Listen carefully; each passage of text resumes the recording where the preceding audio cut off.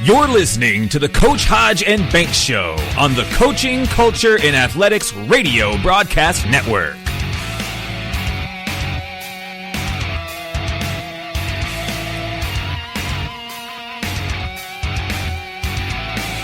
Sit back and enjoy the show.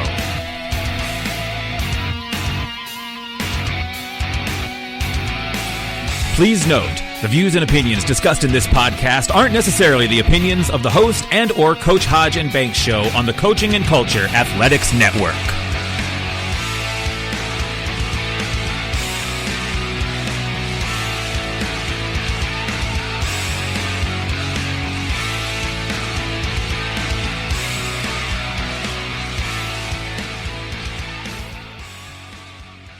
Welcome, everybody, to episode 7. That has a nice ring to it of the CCA Podcast.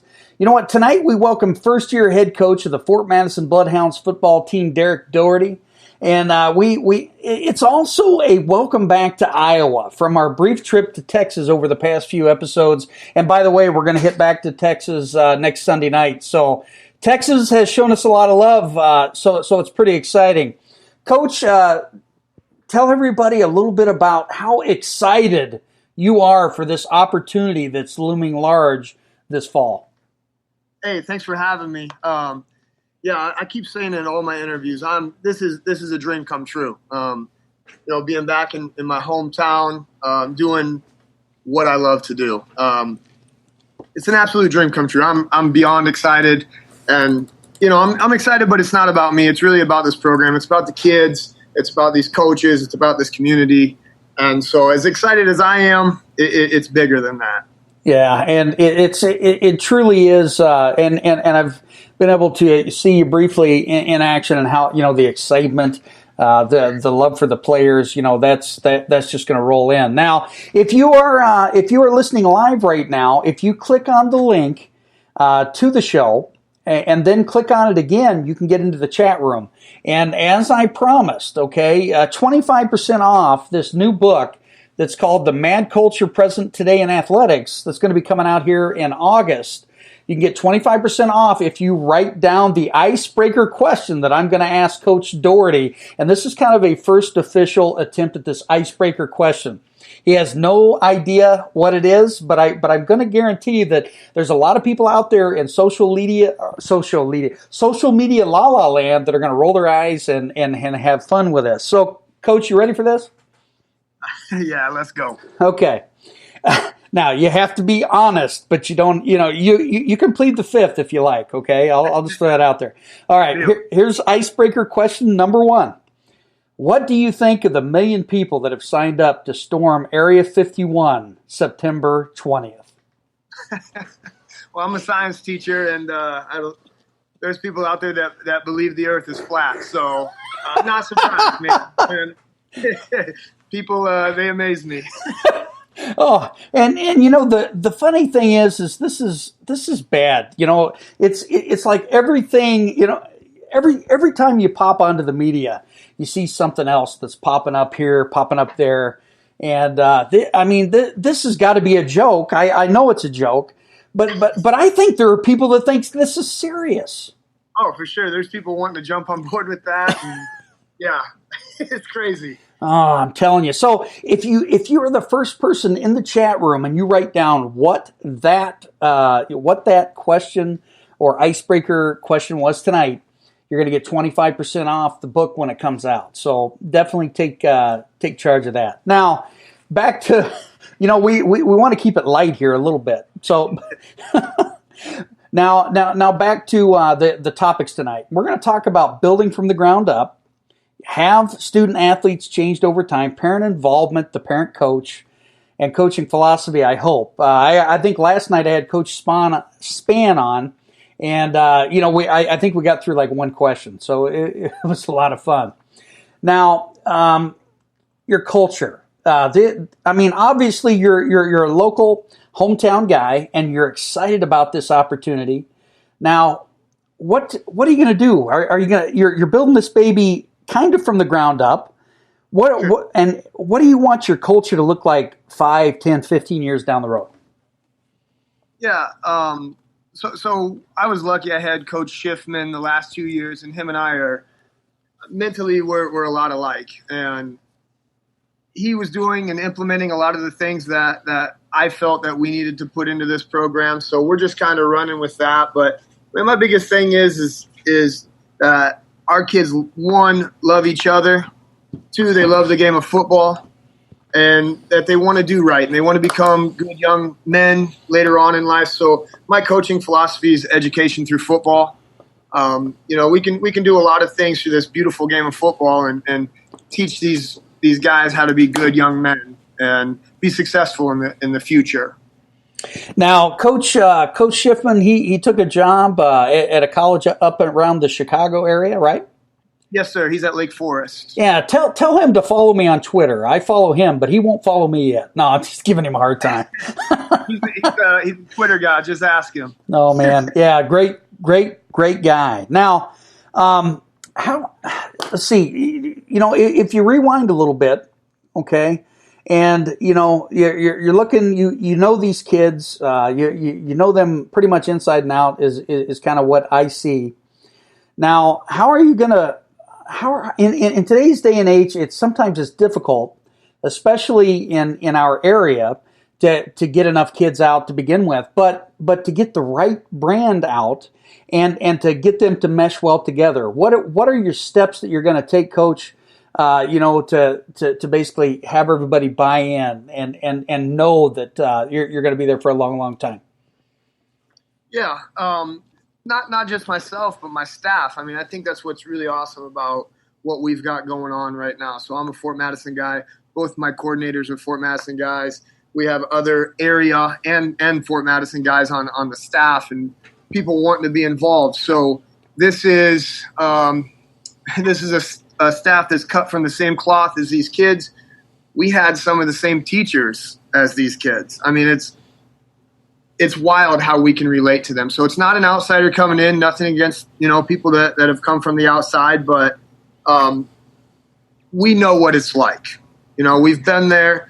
So I think that's a really cool thing. And I've got awesome coaches. They're wanting to build this thing just as much as I am. And these kids that we have right now, they're a special group of kids. We have over 100 kids and not just football players, but I mean, we've had over 100 kids every single day, all summer long at our athletic enhancement. And a large part of that is the football kids. And we've got kids they're going out for wrestling in the winter. They're going out for track in the spring. And because they want to be good, and they're coachable. They're going out because coaches are telling them to. So we're starting to get that buy-in, and I don't know, man. It's a lot of fun seeing it, and it's no credit to me that started with Coach Schiffman. I mean, he came in and he had these ideas and he had these things, and he said these are the things that we need to do, and kids started doing it, and it was easy for me to pick up where he left off, and the coaches believe in what we're doing, and it's just been rolling. And I think that's fantastic. That kind of leads into this question, and this is an important one because we live in the day and age where it's much easier to oversleep and then show up when camp starts. So, what are your off-season expectations for your players? Yeah, so we lift 4 days a week. We're Monday through Thursday at 8:00. We used to have a lot of different times for kids, but I feel that it's important that they're in there together. And so having them be there, have to sacrifice, and 8:00 is not early for some of us old folks, but for kids, it's super early, but they're getting their butts out of bed and they're coming in. So we're lifting 4 days a week or doing some sort of speed and agility, things like that. We call it athletic enhancement at Fort Madison High School. And then we're doing 2 install days a week. And I believe in keeping things on pace and going. So it's an hour, and we stay true to that hour for the most part. I mean, we're on the hop, we're flying around because we want them to be kids too, and this is a great time in their life. I was at a wrestling camp this morning, and that was what one of the clinicians was talking about, was this is probably one of the best times of your life, and enjoy it, work hard, do the things that you need to do, but enjoy it. And I thought that was a really good message. Absolutely. Now, what about the kids that miss? How do you engage? And again, it's all about positive reinforcement. Getting the players to buy in and kind of reach out to their buddies, and you know what I mean, to get them there because it's very special. To have that, within that system. Now, there have been, other school districts that I worked for and other things. They had like if you missed so much, you had to do this extra running or doing those sorts of things. But I do know that it's getting tougher and tougher, for to be able to build that to where, it's a necessity, Yeah. Yeah, I mean, athletic enhancement, player development, whatever you want to call it, it's vital. I mean, back in the day, lifting weights was kind of an edge. Nowadays, it's not an edge. It's a necessity, like you said, in order for you to even be relevant. And so the ante is up to be a good athlete. The ante is up to be a good team. And, if I had the answer how to get some of those leaders involved, I'd probably be a really rich man or be doing a lot of really, really great things. But we have some things that we're doing. Like you said, I believe in positive peer pressure. These kids hear from us all the time, and me messaging them, yeah, they're kind of expecting it. But when their teammates start messaging them and saying, hey, man, it doesn't have to be negative. Hey, man, I missed you and wish that you were there. I believe in that positive, because who wants to come to an environment where it's negative, and if you're not there, and then we're ragging on you and calling you soft or whatever, that doesn't work. And so, we're really big with our guys on, again, loving each other. That's what I said at the beginning here. And if you really love each other, you're going to be there. And if they're not, you're going to let them know that you missed them and that you want them there. And that goes into that culture. I mean, we're still working on it. We'll probably be working on it for my entire coaching career, and that's fine. But we're doing other things. I mean, we have a system right now. I call it the AEFL, and I put them on teams.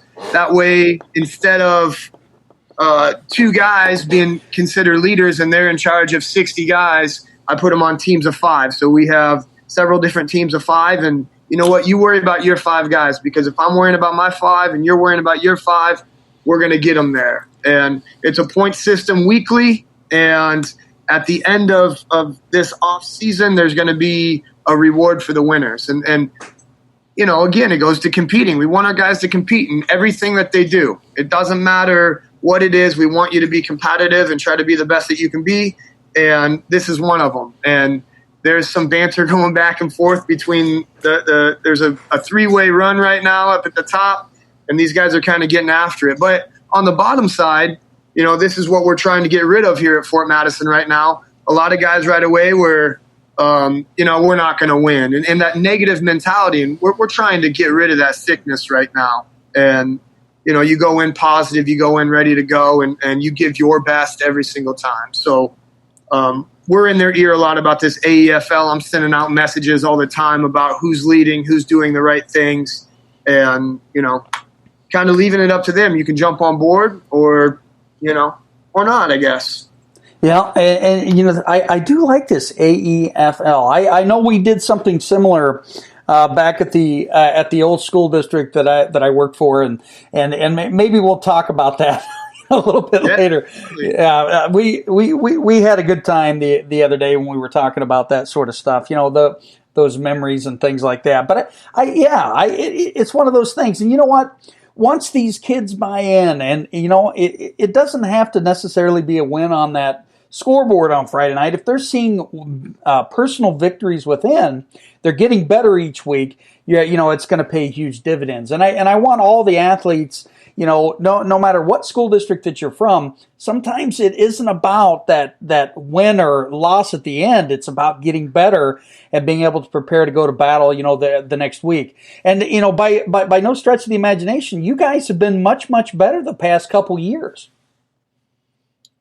Yeah. And again, that goes back to Todd McGackey was the one that implemented our athletic enhancement and started getting these guys doing the things that they needed to do, and just kind of snowballed from there. And I'm huge into player development. I mean, I'm a multiple sport coach. I was a multiple sport athlete, because you can get better at being a football player by wrestling or playing basketball.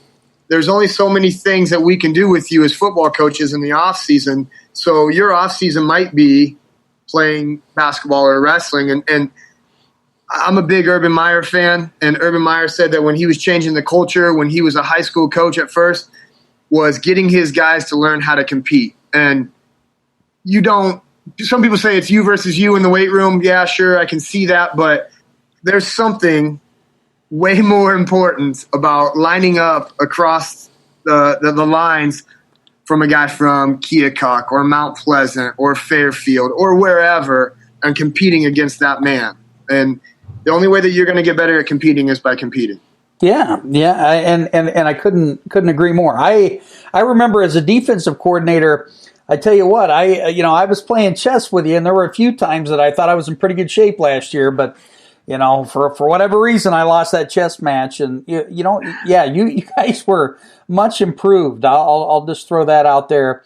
When we look at that now, building team chemistry that works, and you've kind of touched base on that. It's about love. It's about changing the tide. It's about putting this positive peer pressure out there and getting the kids to compete, and I love that. It's one of those things when you're looking at coaching philosophy, where do you draw it from? Let me rephrase that.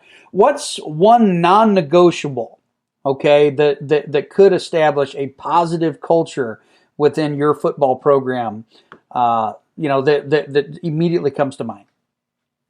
Well, I think you said it's love. It's absolutely love. I mean, I think back to the coaches that I would have done anything for. It goes before that. My parents, my parents were fantastic role models, and they got on me when I wasn't doing the things that I needed to do. But I knew that they loved me unconditionally, and they kind of allowed my coaches to coach me then as I got older. And you know what? I had Coach Smith, and I loved that man. And some days I was angry at him because he was on me, but he was on me for the right reasons, and I knew it. Being a young guy, I might have tried playing victim a little bit, but deep down, it. And that went all the way through my athletic career. I mean, I've talked a lot about Coach Bell, who was my college coach, and I remember when my dad took me on that recruit visit, I listened to Coach Bell speak for 5 minutes, thinking, I want to play for this guy, and that's the type of guy that I want to be when I grow up. And I love watching those types of coaches. Nick Saban, the dude's a fireball, and he's hardcore and he's whatever. I'd rather watch Dabo Swinney. I mean, I think Dabo loves his dudes. He shows it. He's not afraid to tell them how much they mean to him and how much he loves them. And kids, they need that. It truly is about building that relationship, with those kids. Now, I did have a question last night from Coach Evan Swanson that I didn't get to. And let's just get your thoughts a little bit, and then maybe I'll chime in as well. Do you ever feel like there are kids who don't want to build a relationship with their coach? Yeah. Actually, when I was interviewing for this job, that was one of the questions that they asked me was, tell us about a tough time that you've had coaching. And there was a kid that, I don't know. I really don't know what it was. We didn't vibe. I had his best interests at heart. He couldn't really open up to me. I don't know if it was personality conflicts or what, but we tried. I coached him for 4 years, and we still have a relationship a little bit. He's now that he's grown up a little bit, he's been out of school for several years. He's actually contacted me and said, I see what you were trying to do, and I was young as a coach too. So I was probably a little more abrasive than I am now. Not that I do all of the right things now, but sometimes when you're young, you fight fire with fire. And maybe I gave him a little attitude back when he needed love. And that's one of the things. I'm really big on reflection, and I look back to where I was making mistakes and things that I was doing and I didn't like when I was involved in cultures that I didn't agree with, but I went with. And through age, maturity, experience, all of that, I'm reflecting and I'm changing and I'm trying to do what's right. So, but yeah, I've had that experience where, it was a wall and it was tough, man. It was rocky. Yeah. Coach Hodges, he's coaching tonight against Carlisle, but he made the following statement, and all of us coaches, go through this, and, if we're not learning, we're getting worse. And if you're getting worse in coaching, man, it's time to get out for sure. But, the top ways to create a positive culture, here's what he says: love, vision before the good, be who you are, conviction, grow, but always do what's best for your people, have vulnerability, ownership, and expectations. And Absolutely. he went through a struggled time. He took over after a Hall of Fame head coach, Bill Huseman, who's coaching, I think, in a district game tomorrow night. And he's still coaching, still winning, after 600 wins. And, he got into the situation. They weren't very good, and then he eventually won a state title. So, yeah, I mean, it's crazy when you look at that, But love and vision before the good, and I think you're headed there. I think when we're talking about that, like I said, some days I might have been mad at my coaches, but I think deep down you understand. Sometimes just being young and arrogant and other things like that, you kind of get in your own way. But the fact that, first of all, with my guys, it's lifelong. My guys know that I'm there. I don't care if you're 25, 35, whatever, I'm here. And I think by him reaching out to me all these years later and having contact with me, conversations, saying that stuff, he knew. He knew that I loved him, and I still do. I mean, if he called me tonight and needed something, I'd be there. I love our dudes. I mean, I really do. I look back to a lot of, what I would have called my problem child, or, difficult, student athletes to reach. And they do the same stuff, man. They come up to me. I get invited to their wedding, and I'm like, oh, stuff like that. It's definitely pretty doggone awesome. That's the greatest thing in the world when you see these guys become husbands and fathers, and you get those invitations and they write you little messages. And you know what? Teaching and coaching is the absolute best occupation in the entire world. Yes, and we need more teachers and coaches like you. I'm just going to throw that out there. Now, okay, what destroys a culture from within? And you and I have been coaching long enough. We've experienced these types of things. Trying to do what the outside pressures want you to do, trying to satisfy what you want rather than what's best for your team or organization. So those egos, right? Yeah, absolutely. And I mean, we're all, as competitors, we're all egotistical. I wish that I could sit back and say, I'm totally open-minded to everything. And I'm a competitor, and sometimes I get stuck in my ways, and a lot of that goes back to reflection. And at the end of the day, I need to reflect and am I doing what's right for my guys, or am I doing what's right for me? And that answers the question majority of the time for me. Those outside pressures are tough, and for every coach, that's a fear, because everybody loves you until things, go bad. And then you have all these outside pressure. You have all these suggestions, and you have this and that. And, where are you guys at Monday through Thursday is always my question. And I understand that some people they want to help, and they throw out their suggestion, and it is what it is. But, hey, man, come on board. We've got coaching openings. There's all kinds of volunteer positions. We would, if you got the answer, cool, let's roll. But yeah, I think that a lot of cultures are killed by personal ego,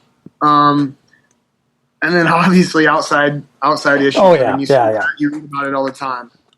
It's those extrinsic factors. When you look at a culture, when I started writing this book, I thought it would be easy because I've coached, I've been a parent, I've been a player, I've done all these sorts of things, I've officiated. But you also have to look at the community members, what the makeup is and all that sort of stuff. It's definitely a lot harder thing to do than people think. Yeah. Well, I started talking to you the other day about it. I'm a football coach. I like coaching kids and then X's and O's. That's what I like. And now as a head football coach, I'm dealing with a lot of stuff. Kind of blindsided me and not that I minded. I mean, I like being involved in my community and I'm lucky. We've got great people who support this program and help run things, but things that you don't expect as a first year head coach maybe. And I know Coach Schiffman put out a tweet earlier about advice for first year head coaches. And I read through everybody's comments because it means that much to me. And I want to do this the right way.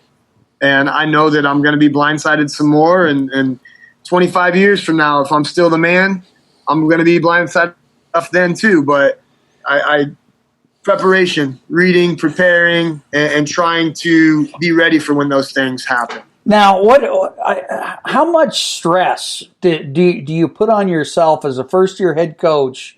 Do you feel like you're overstressing? Especially coming into this thing. I mean, you've been on staff for several years, but sometimes I think first year head coaches they're putting a little bit too much on their shoulders.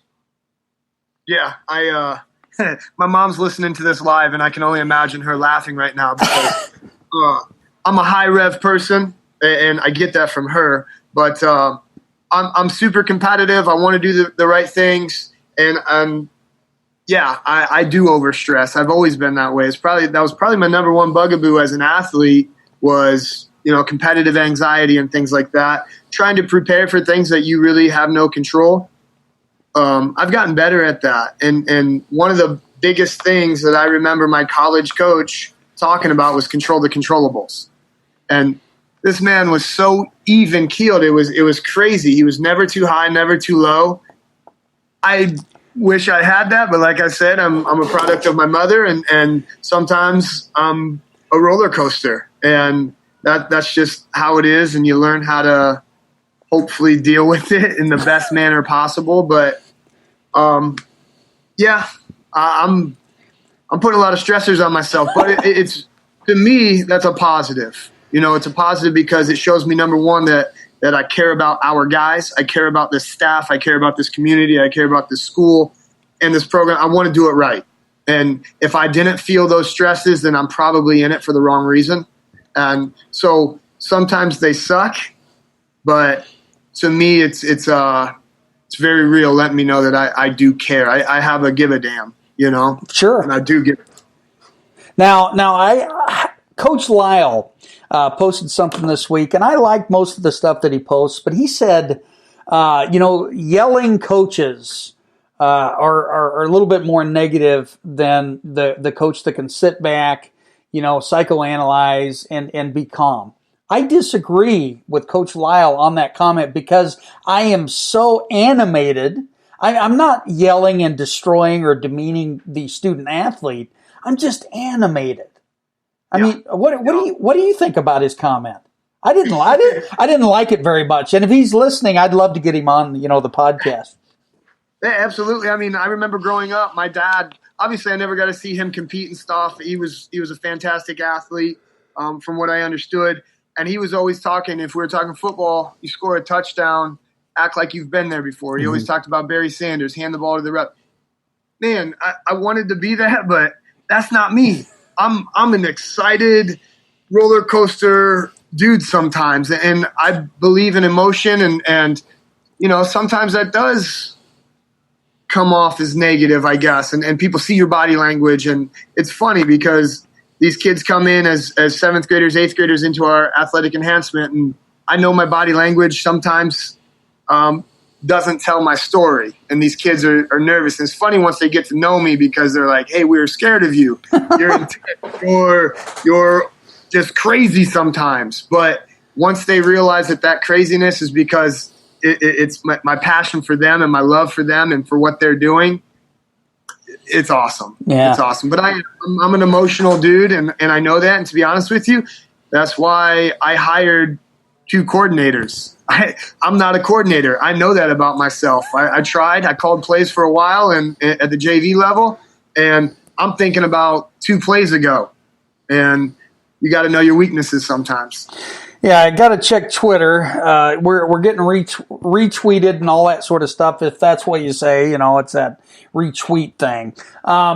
You are very similar to your cousin that I had an opportunity to coach, and his name is Ben Rooney, and then also Adam Rooney. Another one of your cousins is kind of the same way. They, it's kind of that passionate response. Yeah, absolutely. In my mind, scoring a touchdown is hard. Playing the game of football is hard. And when you're doing successful things, you should celebrate it, that's what makes it fun to me. It's fun to be emotional. It's fun to fist pump. It's fun to high five and jump up in the air and do all that stuff. And I understand the other side. I understand people that don't like that and they act like you've been there. I appreciate that as well. But that's not me. I love the game of football. To me, it's an emotional thing. If you're invested in it, then you care. If you put in the time and you want to celebrate doing well. You know what I always like to do to those coaches that are a little bit uptight and they don't like that? I want to tap them on the butt and say, good game. Yeah. Oh man, that's awesome. Let's talk a little bit about the football program itself. Fort Madison land, and also let's talk about a few things. If you were to look back at 2 memories, one memory being the greatest high school sporting experience that you ever personally attained, and then take us back to a travesty of sorts, something that just still haunts you to this day. How long do we have? Oh, we have 12 minutes and 16 seconds. When it's personal, I'm kind of a dweller. I mean, I'm not gonna lie. That's what I've always been that way. I mean, I think from the time I started competing when I was 5, in wrestling, I focus on what I need to do to get better and the things that didn't happen instead of the things that did. I don't know. I guess probably the greatest memories that I have is just being with my friends and playing and, scoring touchdowns and catching passes. And my favorite thing in the world was to return punts. I still have dreams. I have a very vivid dream that happens a lot and maybe a couple times a month still. And it's happened pretty much my entire life where I see a punt up in the air and I hear the sound of it, and right when I catch it and I'm getting ready to take off running, I always wake up. Oh. It's been a reoccurring dream. I mean, I'm not joking. I've had that since I was 15 years old, and that was my favorite thing. So yeah, those things were cool. But just being with my buddies and like I told you, my best friend was our defensive coordinator all the way up until this year. He's an assistant wrestling coach, and we just talk about those times being together and whether the games are good or bad or whatever. The tragedy, I guess, to me was I got hurt in college. I underachieved a lot in high school. I mean, I really did. And reflecting makes me a better coach, I firmly believe. I'll never get that time back. It'll always haunt me. It's always going to bug me. But at the same time, I think that's a driving factor, and because I don't want my kids to have the same regrets that I have or do the same things. So I'm trying to use it as motivation. But I did get hurt in college, and I really loved the game of football, and I felt like I was still developing my love. And then it got taken from me, and I went through probably a harder time than most people, including my family, realized. I'm really good at kind of hiding things and putting masks on, but I didn't really know what to do because, to be honest with you, the whole reason I went to college was to play football, to get another opportunity to put on a helmet and see what I could do with it. And whether I was going to be really good or not, I didn't really care about. I loved the game of football. And all of a sudden it was yanked from me. And emotionally, I was pretty tore up on the inside, trying to hide it from everybody, but was in a really dark place. And luck, good friends, support system, whatever it may be, I got out of it. And here I am in this amazing position, in this amazing spot in my life. That's super cool. Yeah, I mean, I can't even one up you on that. Other than I did get a chance to coach while you were playing, and we won't get into that tonight. But bad memories. Oh, it's one of those things, and I got to give props to Coach Jim Knott. If Jim ever listens, he's a great guy. And, we stole one from you guys, and it broke your heart that year, yeah. Yeah, that was tough. Wasn't for me. I was animated on the other side. I was jumping up. You deserved it, man. You deserved it. I'm not a hater. Oh, jeez. But yeah, I look back at those moments, and yeah, I'm kind of a dweller too, so I can really relate. Now, I'm dying to know what that college coach said to you in that small amount of time that puts you in a situation where you were like, you know what, I'll run through a brick wall for that guy. I think it was just the way that he talked. He was a guy. He wasn't animated. I mean, and he's not. He had a strange knack about him that when he talked, you listened, and he was very smooth in his messages that he delivered, and I don't ever remember him yelling. I really don't. If you screwed up, he let you know it in a way that you were upset with yourself because he was upset with you. And I've never really met anybody else that could do that to me. Your mom, probably. Yeah. I mean, you know how it is when mom says I'm disappointed. I'm not mad. I'm disappointed. That's like the worst thing in the world. I hated those conversations. But it wasn't just me. I mean, we had 100 guys on our roster in college, and all of them felt that same way. I mean, they all have nothing but love for Coach Bell. I've never heard anybody ever say anything bad about him.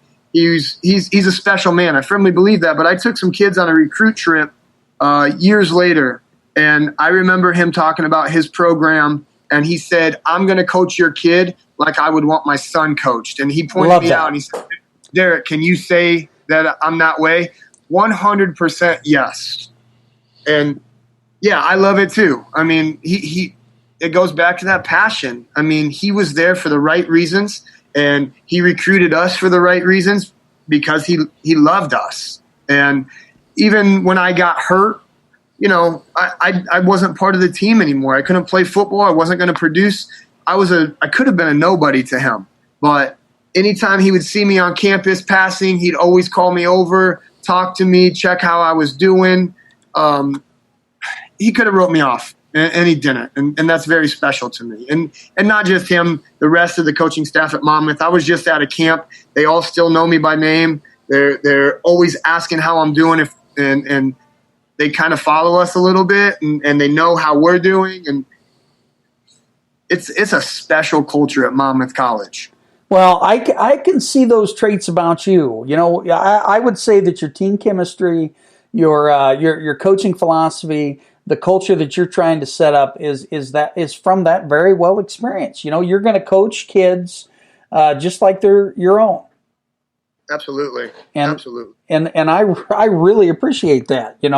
We too often, especially in the early days. I mean, well, in the early days, it was, I love football. Okay, I'm getting into this thing. It was a little bit more old school, but the older you get, it just appears that we get into that situation. We got about 5 minutes left, so I want to go to let's go back, and it doesn't have to be, it can be in your coaching days, your playing days, whatever.